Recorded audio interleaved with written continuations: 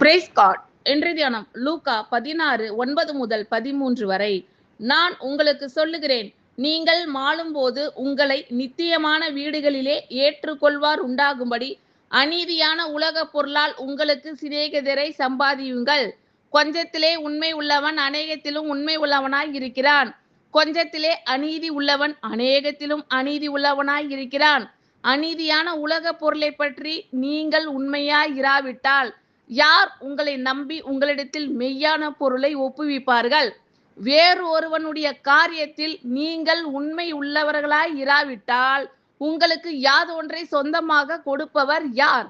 எந்த ஊழியக்காரனும் 2 எஜமான்களுக்கு ஊழியம் செய்யக்கூடாது. ஒருவனை பகைத்து மற்றவனை சிநேகிப்பான், அல்லது ஒருவனை பற்றி கொண்டு மற்றவனை அசட்டை பண்ணுவான். தேவனுக்கும் உலக பொருளுக்கும் ஊழியம் செய்ய உங்களாலே கூடாது என்றார். ஆமென். Thank you Lord.